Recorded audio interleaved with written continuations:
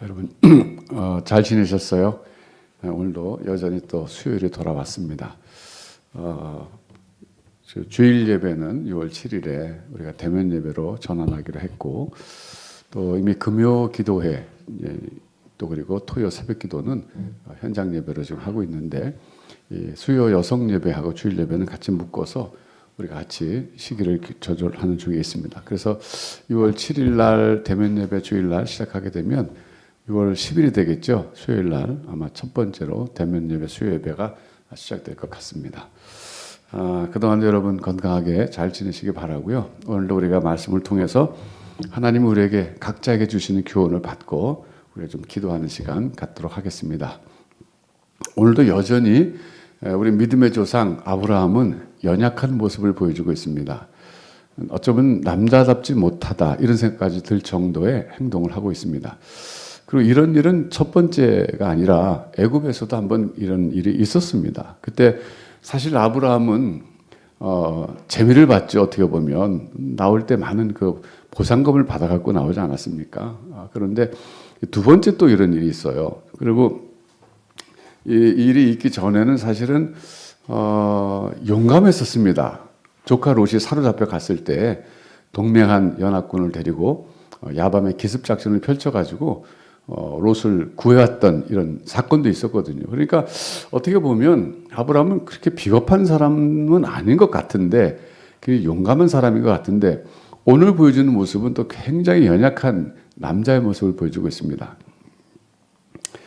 또 한 가지 우리가 여기서 생각할 건 뭐냐면요, 아브라함 집에 소위 그 길리온 사람이 318명 있었다는 거, 그거 잊지 마셔야 됩니다. 그러니까 한 가족이 아닙니다. 한 패밀리가 아니라 한 이 부족이에요. 한 트라이브입니다. 그러니까 지금 식구가 굉장히 많아요. 근데 이 사람들이 지금 그랄 지역으로 갔어요. 아비멜렉이 다스리는 그런 지역으로 갔는데, 거기는 소위 아브라함의 생각에 의하면 하나님을 경외하는 지역이 아니라는 것이고, 또 자기가 비록 318명의 사병을 거느리고 있지만 뭐 그랄을 왕이 데리고 있는 그 병력과 비교해 보면 뭐 현격하게 떨어지는 그런 숫자라는 것도 아브라함은 알았을 겁니다. 그래서 사라를 아비멜렉이 취하려고 그랬을 때 그 누이라고 그래가지고 결국은 취하게 만들었죠. 근데 이제 오늘 이렇게 한 그 배경을 말하지 않습니까? 자기 아버지 집을 떠날 때, 그럴 때 사라하고 약속한 게 있는데, 어디를 가든지 내 누이라 그래라. 내 아내라 그러면 나를 죽이고 뺏어갈 거니까 이건 뭐 생명의 위협을 받는 사건이 될 테니까, 그러니까 누이라 그러라. 그런데 이것은 일종의 생존 전략이었습니다. 그러니까 요즘 같은 상황에서는 참 이해하기 어려운 사건이죠. 그런 현실이죠. 그렇지만 그 당시는 이런 게 있었죠. 여러분, 유목민들의 생활은 뭐 이런 게 비일비재했답니다. 그러니까 남자들 다 죽이고 여자들 뺏어가서 또 다른 데 가서 살고, 여자들의 그 운명이라는 것이 뭐 자기가 결정할 수 있는 게 아니라 그저 뭐 다른 사람들이 쳐들어와서 자기 가족을 다 죽이고 남편 죽이면 또 다른 사람의 부인이 되고, 또 그 사람도 죽으면 또 다른 사람 부인이 되고, 이것이 그 당시에 하나의 일상이면 일상이었다고도 볼 수 있어요. 그러니까 그런 시기였기 때문에 아브라함도 사전에 단도리를 한 거죠. 어디를 가든지 누이라 그래라. 그럼 적어도 날 죽이진 않을 거다. 생존 전략이었습니다. 근데 그것도 한 번이 아니지만 두 번째라는 게 문제예요. 그런데 여기서 참 흥미로운 건 뭐냐면, 하나님께서 그런 아브라함의 연약함이나 혹은 어쩌면 비겁함을 꾸짖지 않으신다는 거예요. 오히려 꾸짖는 것은 뭐 애굽 왕이나 혹은 이 그랄 왕이라는 거예요. 오히려 하나님은 그를 보호하시는 이런 모습을 보여줘요. 사실은 지금 나중에 보면 그랄 왕이 꾸짖지 않습니까? 내가 왜 이렇게 합당치 못한 일을 했느냐 그랬죠. 합당치 못하는 건 넌 잘못된 일을 했다 그런 건데, 꾸짖는 거거든요. 그러니까 아비멜렉이 꾸짖었어요. 근데 하나님은 꾸짖지 않으시는 거예요. 너 아브라함, 너는 지금 한 번도 아니고 두 번째나 왜 그러냐? 그때도 내가 보호해가지고 살아남았는데, 그때 그 경험을 되살려서 그랄 왕이 그렇게 사라를 뺏어가려고 그럴 때 담대하게 내 아내라 그러고 맞서야지. 나를 의지하고, 하나님 나를 의지하고 맞서야지. 내가 정말 신앙인이냐 이렇게 책망하실 수 있는데 안 하신다는 거예요. 참 수수께끼예요. 오히려 그랄방 아비멜렉이 책망하고 있어요. 네가 왜 나에게 거짓말했냐? 왜 속였느냐? 나로 하여금 왜 죄를 짓게 만들었느냐? 나와 내 백성이 왜 죄를 짓게 만들었느냐? 넌 나쁜 놈이다 그런 거 아니에요. 하나님은 아브라함에 대해서 나쁜 놈이다 이렇게 하지 않아요 지금. 오히려 그는 내 선지자다 그랬어요. 참 이게 정말 앞뒤가 잘 안 맞아요 어떻게 보면. 그러니까 아브라함을 하나님께서는 내 선지자인데 너 왜 내 선지자 건드려 이런 거거든요. 그는 내 사람인데 네가 왜 건드려? 너 그 사람 건드리면 너는 죽는다. 오히려 그랄방 아비멜렉을 위협하시는 거예요. 그러니까 하나님의 행동을 잘 이해할 수가 없어요. 그 하나님이 또 아브라함 이번에 구원해 주시는 과정을 보면요, 굉장히 섬세하게 하셨어요. 그랄왕 아비멜렉의 꿈에 나타나셨잖아요. 현몽하셔가지고 네가 데려온 그 사람은 남의 아내다. 너 왜 데려왔느냐? 아, 저는 누이라고 데려왔습니다. 그래, 네가 그런 생각으로 데려온 거 알기 때문에 내가 지금 나타나서 경고하는데 돌려보내라. 안 돌려보내면 너와 네 나라가 다 망한다. 이렇게 됐죠. 하나님이요, 직접 개입하신 거예요.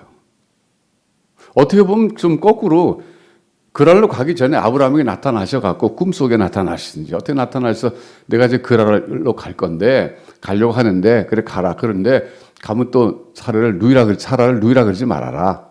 떳떳하게 아내라 그러라. 내가 보호해주겠다. 이러실 수 있잖아요. 그땐 가만히 계시다가 그랄까지 또 갔어요. 가가지고 거기서 이제 자리 잡고 살아보려고 그러는데 이제 두렵죠. 그러니까 그렇게 또 처음에 생존 전략을 세운 대로 사라를 자기 누이라 그런 거죠. 그러니까 여기서 지금 혼동되는 게 그거예요. 왜 하나님께서는 그럼 아브라함을 꾸짖지 않고 오히려 보호하시는가? 그래서 현재까지 저의 그 결론은요, 아브라함의 연약함을 하나님이 용납하신다. 저는 그렇게 생각해 봐요. 아브라함도 결코 완전한 인간 아니거든요. 참 부족한 인간이거든요. 근데 앞서서 뭐 전쟁할 때 굉장히 용감하잖아요. 318명 데리고 에스골 형제와 동맹한 자들 데리고 와서 막 쳐 부셔갖고 데려오잖아요. 이건 굉장히 남자다운 면이거든요. 근데 이럴 때 보면 또 한없이 비겁하고 연약한 인간이에요. 그런데도 하나님은 그를 책망하시지 않고 오히려 보호하시고 내 선지자다. 그를 건드리지 말아라. 그러시는 거예요. 그러니까 하나님께서는 아브라함의 그 연약함을 그냥 그대로 용납해 주셨다는 거예요.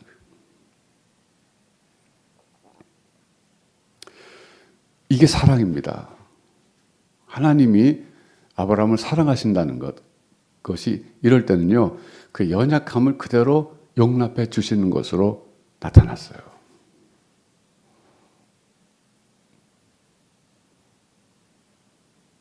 사실 사랑은 용납이죠. 적극적으로 좋아하는 것도 사랑이겠지만 부족한 모습을 그대로 그냥 받아주는 것.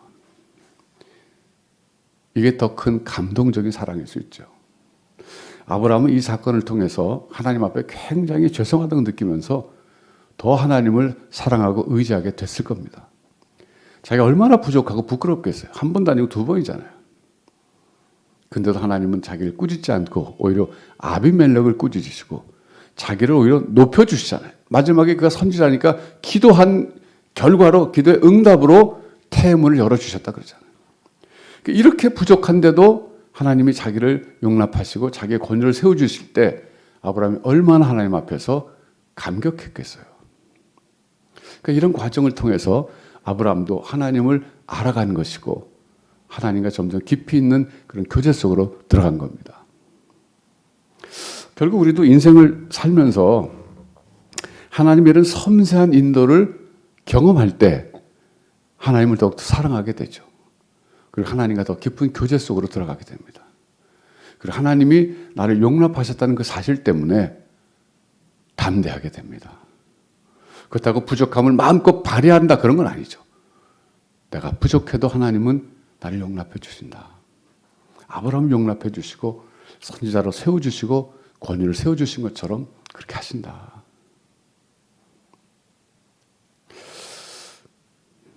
그래서 여러분도 하나님 앞에서 부족함을 깨달았을 때 오히려 하나님 앞에 나가서 은혜를 구하시면서 하나님 내 모습 이대로 받아주시옵소서. 한번 깊게 기도해 보세요. 그리고 여러분 인생을 살면서 혹시 여러분과 관계된 사람 가운데 주변에 가까운 가족이라든지 가까운 사람 가운데 부족한 모습을 보일 때 그가 정말 자기 자신이 부족하다는 걸 느끼고 그러면 그 모습 그대로 받아주셔야 됩니다. 그게 하나님의 사랑을 받은 사람의 마땅한 반응으로서 행동입니다. 예수님이 그러셨잖아요. 비유로.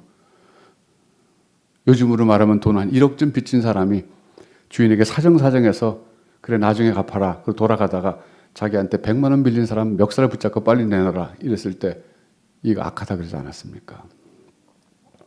마찬가지죠. 내가 하나님 앞에 부족함을 용서받고 용납받았다면 내 주변에 그런 사람이 있을 때 우리도 용납하고 용서하는 것, 이것이 하나님의 마음입니다. 우리가 배워야 될 마음입니다. 그러면서 오늘 우리가 또 한 가지 생각해 볼 건 뭐냐면, 그런데 왜 우리 삶 속에서는 하나님이 때로 이렇게 섬세하게 나타나셔야 된다고 생각할 때 안 나타나시는가? 이 문제. 여러분 한번 상상해 보세요. 나를 괴롭히는 사람이 있어요. 난 힘도 없어요. 근데 내가 하나님께 기도했어요. 그때 하나님이 갑자기 어느 날 밤 그 사람 꿈에 나타나셔갖고 너 이순근 건들지 마. 그건 내 종이야. 내 사람이야. 너 건드렸다 너 죽을 줄 알아. 그렇게 하시면 얼마나 좋겠어요. 그 사람 놀라가지고 나한테 잘하지 않겠어요. 여러분 괴롭히는 사람 꿈에 나타나서 하나님이 너 아무게 건들지 마. 그건 내 딸이야. 손대지 마. 너 죽는다. 그럼 그 사람 얼마나 놀라겠어요. 하나님 그렇게 왜 안 하시죠? 교회를 핍박하는 사람들이 있어요. 오늘날도 우리 한국 사회도 괜히 뭐 그냥 교회 조금만 문제 있으면 막 공격하는 그 사람들 일시에 같은 밤 꿈에 나타나셔갖고 더 이상 교회를 건들지 말아라. 아니면 너 죽는다. 그러면 누가 건들겠어요? 안 하신단 말이에요. 근데 문제는요. 안 하신다고 해서 하나님은 무관심하신 분은 아니라는 거예요. 때로는 아브라함의 케이스처럼 그랄 왕에게 적극적으로 나타나실 때도 있지만 오히려 대부분의 경우는 하나님은 오히려 침묵하십니다. 그러나 그 침묵은 무관심의 침묵이 아니라 깊은 사색의 침묵이면서 깊은 배려의 침묵입니다. 아브라함의 생에서도 보면 항상 하나님 적극적으로 나타나신 거 아니에요. 이건 특별한 케이스예요. 이 특별한 케이스를 일반적인 케이스로 삼아달라 그러면 그것도 무리입니다. 그러나 때로는 이렇게 하실 수도 있다. 가능성은 열어둬야 됩니다. 그래서 오늘 우리가 이 말씀을 통해서 배울 수 있는 것은 첫째는 하나님은 우리의 연약함을 아시는데 그것을 용납하신다. 사람들이 그 연약함 때문에 짓밟을 때 우리 하나님은 때로 높여주신다. 그래서 우리 하나님의 용납을 우리도 배워야 됩니다. 우리도 실천해야 됩니다. 그러면서 오늘 하나님의 섬세한 인도가 필요한 경우라면 하나님께 그 인도를 한번 구해보세요. 하나님 나에게도 하나님 섬세하게 좀 세밀하게 좀 인도해 주세요. 그러면서 또 한 가지는 하나님께서 적극적으로 나타나지 않아도 하나님의 침묵은 무관심의 침묵이 아니라 깊은 생각과 배려의 침묵이라는 사실을 기억하면서 하나님의 침묵의 때지만 우리는 인내로 지나가야 됩니다. 그럴 때 하나님이 나중에 다 회복시켜 주시고 하나님이 은혜로 축복해 주실 줄 믿습니다. 오늘 아브라함은 오히려 그랄 왕에게 많은 재물을 받았어요. 사라를 통해서. 또 부자가 됐어요. 이것이 하나님의 축복 아니겠어요? 그래서 어떤 상황에서도 여러분 낙심하지 말고 끝까지 하나님만 의지하시기 바랍니다. 하나님의 말로 진정한 우리의 피난처시고 우리의 반석이시고 우리의 힘이 되십니다. 여러분 용기를 내시기 바랍니다. 기도하겠습니다.